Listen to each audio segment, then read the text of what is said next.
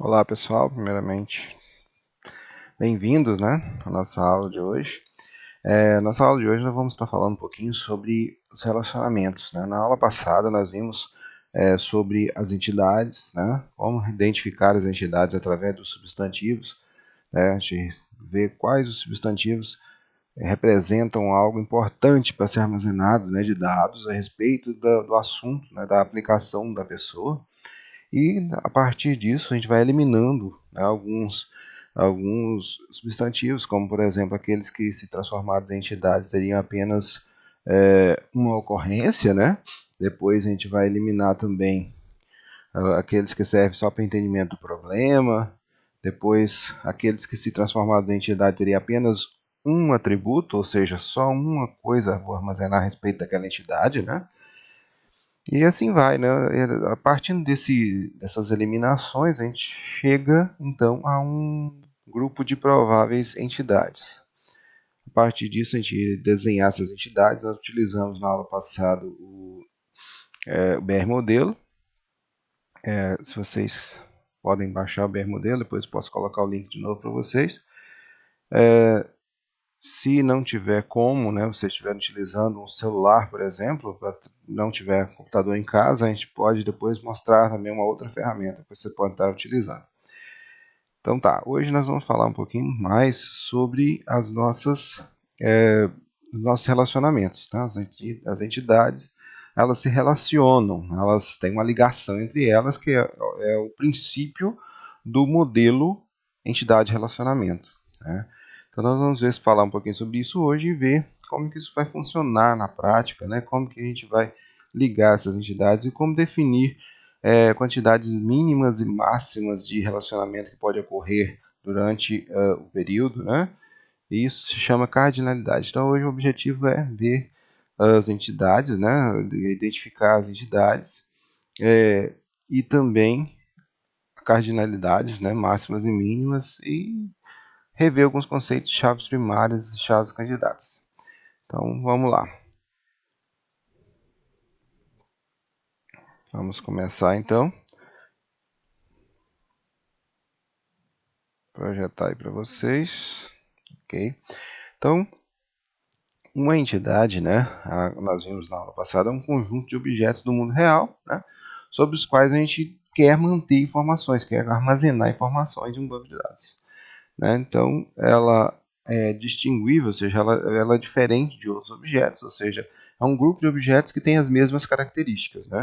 É representada através de um retângulo. Vocês puderam ver na aula passada que nós representamos uma entidade através de um retângulo, Não estou conseguindo isso, Ficou meio fora aqui, mas é um retângulozinho, Onde eu vou representar objetos concretos, que pode ser uma pessoa, Pode ser algo físico mesmo, como uma mesa, uma cadeira, depende da aplicação que eu estou fazendo, Pode ser também objetos abstratos, como um departamento, um curso, seja lá também, dependendo do que eu estou programando a respeito. Então, tem um exemplo aqui da entidade empregado. Essa entidade, ela foi designada através de uma aplicação, que precisa de informações a respeito de empregado. Então, eu crio um retângulo e coloco lá empregado. Quais os empregados que eu vou armazenar dentro dessa entidade? Então, serão os empregados da minha empresa, O João, o Pedro, o Paulo, quem estiver na minha empresa, eu vou marcar, então, como dentro, ou seja, eu vou armazenar essas informações dentro da entidade de empregado. Vai representar esses empregados, então. A entidade de empregado vai representar os empregados físicos, que é o João, Pedro, Paulo e a Maria.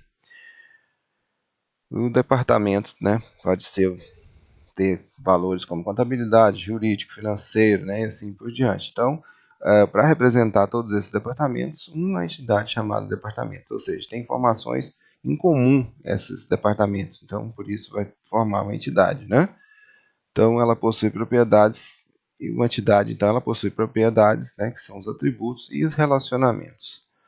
Então, vamos ver esses outros componentes, né?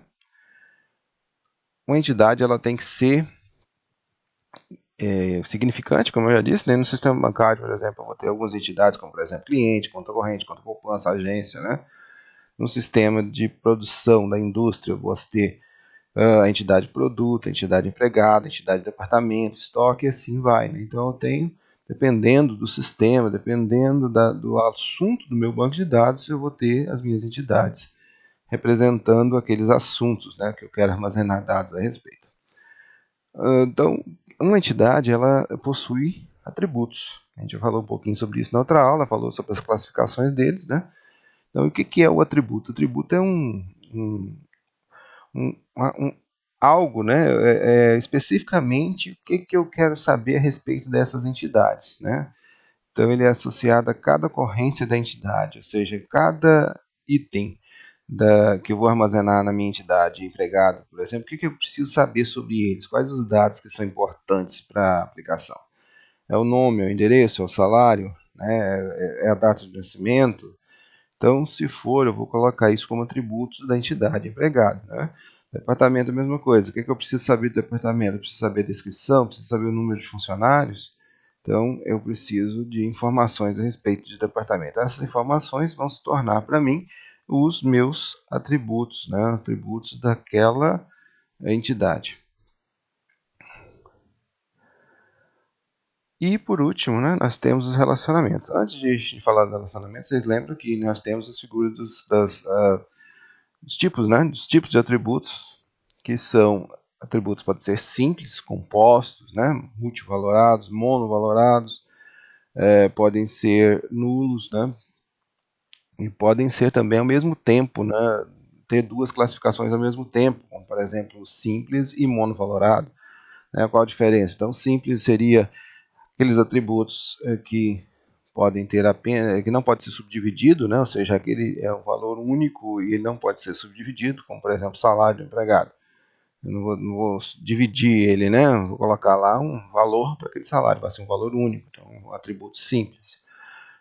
O monovalorado só aceita um valor por vez, né? No caso do salário também seria monovalorado, porque se eu alterar o salário do funcionário, ele não vai ter mais aquele salário anterior, ele vai ter, né, vai ser alterado para o próximo salário. Já os atributos compostos, ele pode ser, por exemplo, o endereço ali poderia ser um atributo composto, né? Ou seja, poderia subdividir, né? Em vez de colocar lá Avenida Jaru, número 10, setor 5, sei lá, né? Vamos colocar assim. Eu posso subdividir, né? Colocar rua, número, colocar bairro, né? E assim vai. E os atributos multivalorados poderiam ser ali, se eu quisesse de empregado, vários telefones de contato do meu empregado, né? Então, ao invés de apenas um telefone de contato, eu teria vários. Então, aí seria um atributo multivalorado, que aceita vários valores. Então, vamos lá. Continuando, então, agora, nossos relacionamentos. Depois dos atributos, os relacionamentos são importantes também para nosso modelo do diagrama entidade-relacionamento. Né? Então, como que a gente vai expressar? Né? Eu tenho uma entidade chamada empregado e uma entidade chamada departamento. Como que eu vou expressar que João trabalha no departamento, em um departamento, né, de contabilidade, por exemplo? A contabilidade está armazenada aqui.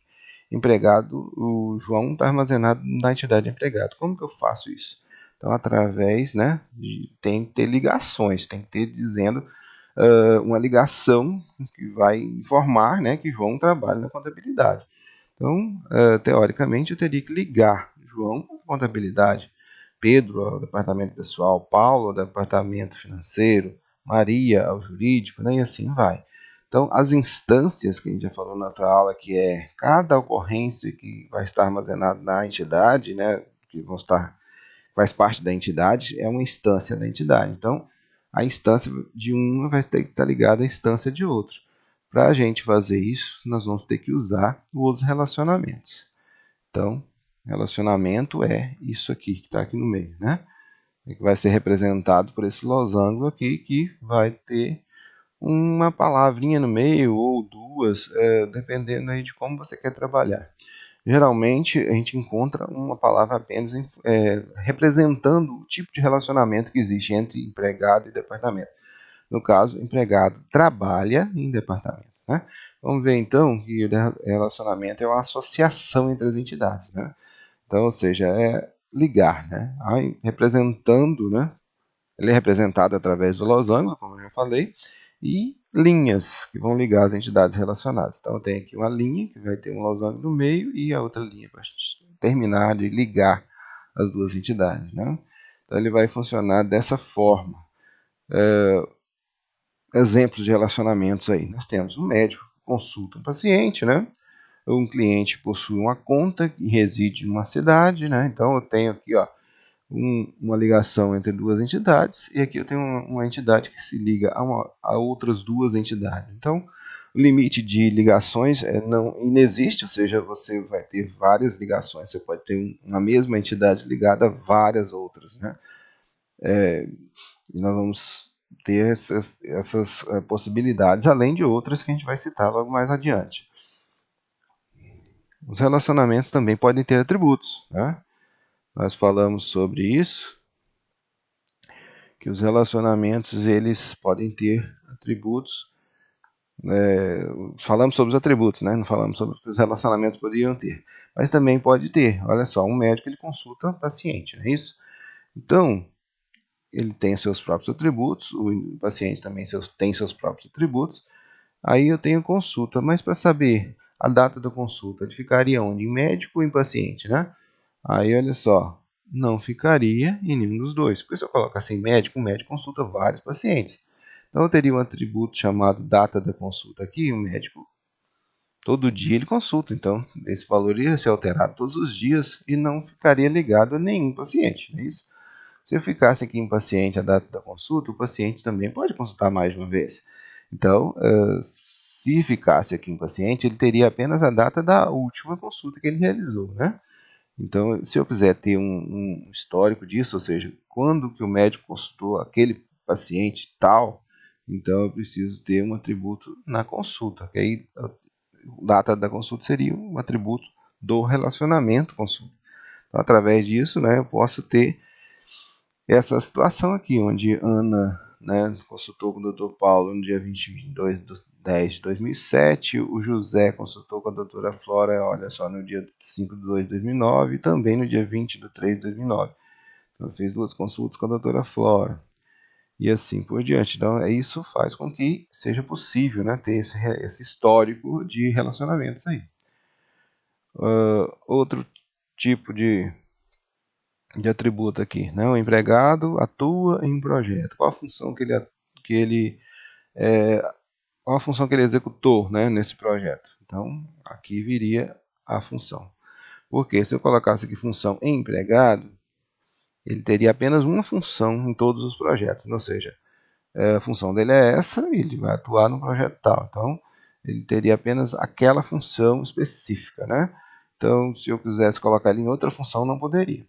Aqui no caso, se a função ficasse em projeto, também eu teria não teria ligação alguma com o empregado, né? Então, todos os empregados teriam a mesma função, então não funciona também. Então, nesse caso aqui, a função ficaria na atuação, né? Então, aqui, ó, né, tem a ligação agora aqui, Maria é coordenadora do projeto Atom e o Pedro é pesquisador do mesmo projeto Atom, né? O Gabriel é bolsista do Simple, né? Então, eu tenho aqui ligações que vão permitir com que eu saiba quem trabalhou em qual projeto, qual a função de cada pessoa nesses projetos. Né? Para que a gente saiba a quantidade de vezes que aconteceu, né? Que aconteceu aquele relacionamento, a gente vai ter a figura das cardinalidades. Né? Esse nome indica que a quantidade mínima e a quantidade máxima de vezes que pode ocorrer esse relacionamento entre as entidades ao longo do tempo. Então, olha só, a cardinalidade mínima ela é o número mínimo de ocorrências de uma entidade A com relação a outra entidade B. Já já nós vamos ver exemplos, vocês vão entender melhor.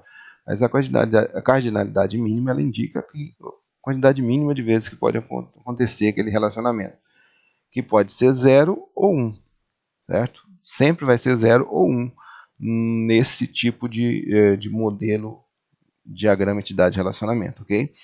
E a cardinalidade máxima é o número máximo de ocorrências de uma entidade A com relação a uma entidade B.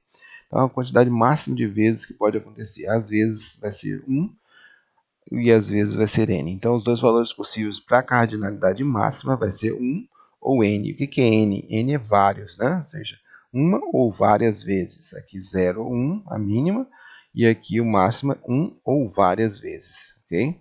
Então, vamos ver isso, né? Quando a gente vai representar a cardinalidade mínima e máxima, ela vai ter, né, vai ser aberto um parêntese, vai colocar a cardinalidade mínima, depois, logo em seguida, a cardinalidade máxima. Então, os possíveis valores que vão estar dentro dos parênteses vai ser 1 e 1, né? Ou seja, mínima 1, máxima 1, 1 e n, mínima 1, máxima n, 0 ou 1, mínima 0, máxima 1, e mínima 0, máxima n, ou várias, né? Então, a cardinalidade mínima 1 representa um relacionamento obrigatório, ou seja, é obrigatório haver a ligação entre as duas entidades, pelo menos uma vez, né?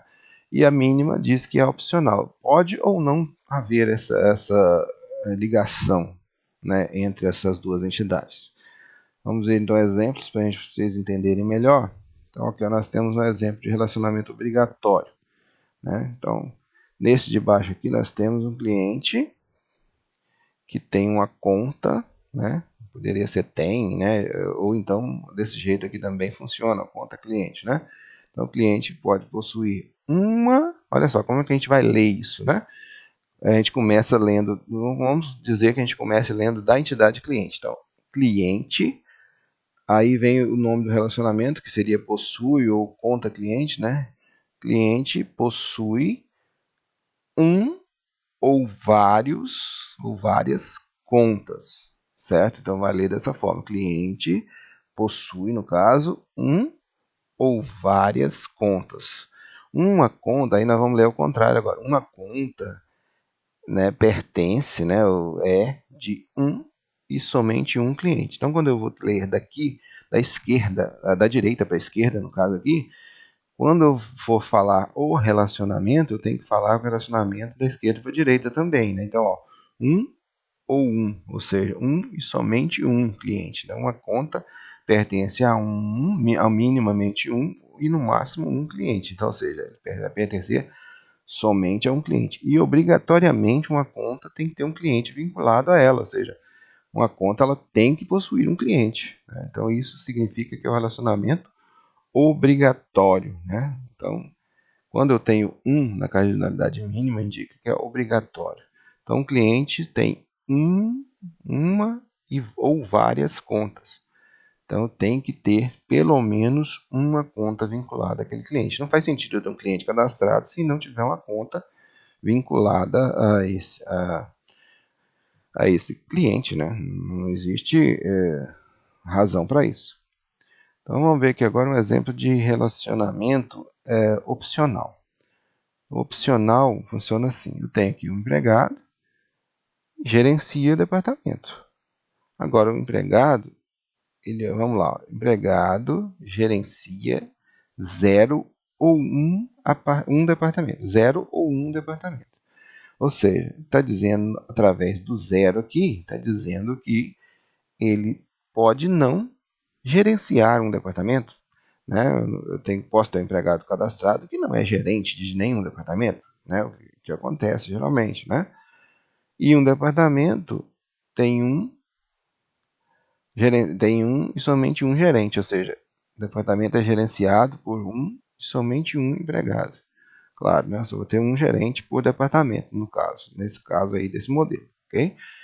Então, só que eu tenho que ter um gerente, então é obrigatório ter um gerente, então um fica aqui na cardinalidade mínima, né? E o máximo um também, né? Que eu não vou ter vários empregados sendo gerentes do departamento. Então, tudo tem a ver com o relacionamento e com a quantidade de vezes que esse relacionamento pode ocorrer. Então, isso é cardinalidade mínima e cardinalidade máxima, né? Então, atributos também podem ter cardinalidade, né? Por exemplo, do caso do multivalorado, né? O monovalorado você já viu que aceita apenas um valor por vez. Agora o atributo multivalorado ele pode ter mais de um valor. Então eu posso ter uma cardinalidade nele, né? Posso ter o telefone, por exemplo, né, que tem 0 ou N telefones cadastrados por empregado. Então, um empregado tem 0 telefones ou N. Então significa que ele pode não ter telefone nenhum ou pode ter vários, né? Então, é só um exemplo para vocês verem que a cardinalidade também pode existir nos nossos atributos.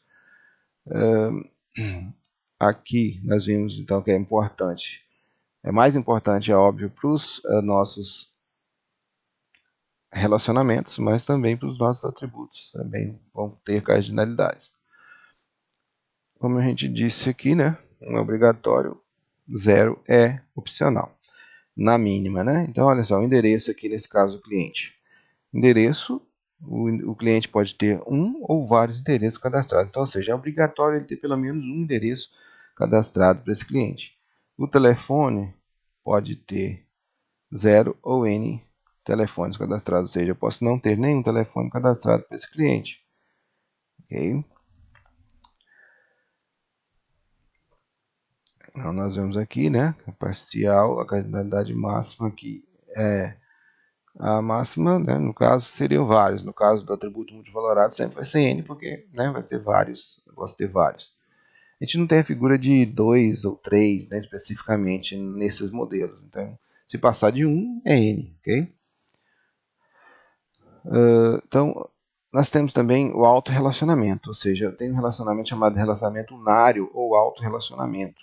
É um tipo de relacionamento que ocorre, né, é um relacionamento que ocorre com a própria entidade. Então, existe uma entidade e ela relaciona-se com ela mesma, no caso. Então, ó, nesse caso aqui, empregado supervisiona empregado. Olha só. Então, eu tenho a figura do tipo de relacionamento. Então, vamos lá. Vamos ler aqui. Ó. Um empregado supervisiona, um empregado supervisiona 0, ou é supervisor, né? Esse aqui representa o tipo do relacionamento, né?